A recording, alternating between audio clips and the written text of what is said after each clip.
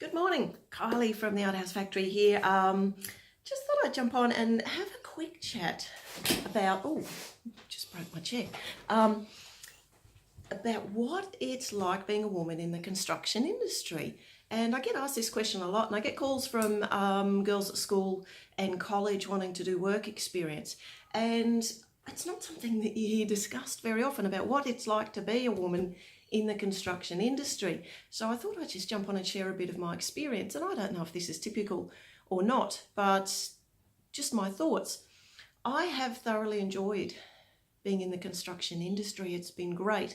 And I have experienced both negatives and positives. I've been in the industry for 20 years now, a couple of years studying, where we spent a lot of time on site, where you had to go out and introduce yourself to the builders, you had to go and study what they were doing, talk to them, and that sort of stuff. And that was back in my late 20s when I first decided to enter the industry. And since then, it's been 20 years that I've been doing it. And over the time, you get a reputation and people get to know you and get to know your work, and that certainly helps. But when I first came into the industry, did I deal with any sexism? Did I deal with inappropriate comments and stuff like that? Yeah, absolutely. Absolutely I did.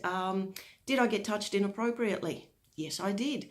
Did I have men think that they could get me to do things against council codes, against all that sort of stuff by sending flowers or, calling me love and wanting me to take me out to tea? Yes, I did.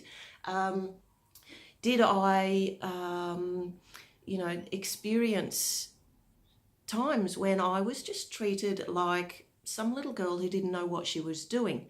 Yes, I have. As recently as the last 6 months, I came up against some of that, where face to face I was treated a certain way, but it got back to me that there was very different conversations going on behind my back, where I was very much being treated as just like, the show pony at the front who knew how to do pretty things, but actually had no knowledge. And so it still happens. And the upside is have I had builders come to me wanting my knowledge and recommending me to people? Absolutely, absolutely. And that is by far the majority experience, and the positives are by far the majority experience. And it's becoming very common to find women in these sort of roles now, because I'm a building designer, and it is becoming more common, and we're encouraging more girls into these roles, and there's a lot more female architects now in Australia. Now, through Europe and other countries like that, it's been incredibly common for a long time to have women in the construction industry. Australia's taken a little bit more time to catch up, and it is catching up. It is catching up. And I just want to say that if you are a woman wanting to go into this industry, is it a level playing field? It's becoming. I've gone all blurry. It's becoming a level playing field. I don't know what's happened there. Hang on, crew. There we go. It is becoming a level playing field. And how have I dealt with some of the inappropriate behaviour? Back when I was younger, like I said, this is 20 years ago, I was very non-confrontational. I had no idea how to deal with this stuff, so I just ignored it. Is that the right way to do it? Probably not. I'm also aware that there's something about my energy, always has been, where a lot of people tend to assume that all hell's going to break loose if inappropriate things are done to me. It's not the case. I'm very much a pacifist and very much prefer a conversation to confrontation.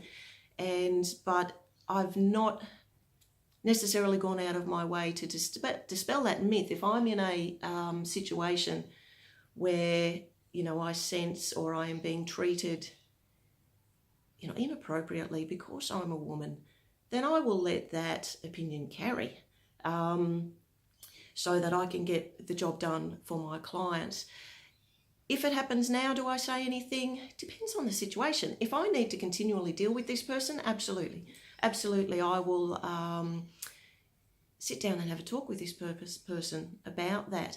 if it's a one-off dealing and you just know this is their nature, nothing you say is going to come across.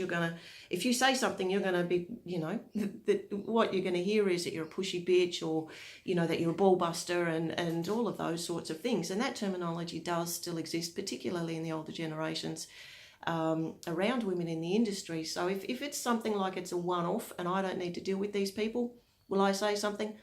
To be honest with you, I won't. I will get my job done and I will leave, because I don't need that stuff in my space. And am I creating a better industry for women by doing that? I don't know. I honestly don't know. Every person's going to deal with this differently. And I'm not saying it's right or wrong how I deal with it. I'm just saying this is how I deal with it. And as I said, the industry is improving. It has been years and years and years and years. And I'm talking, probably about 14 years since the last time I was inappropriately touched. And I have to admit, that was not on a building site. That was actually at a fairly upmarket meeting with a number of people in it. And it disappoints me that there are people out there who still think this is appropriate. And like I said, should the situation call for it, I will now speak up. And I just wanted to share these experiences to let you know there's a lot of fantastic men in this industry who have nothing but respect for the women who choose to step into it.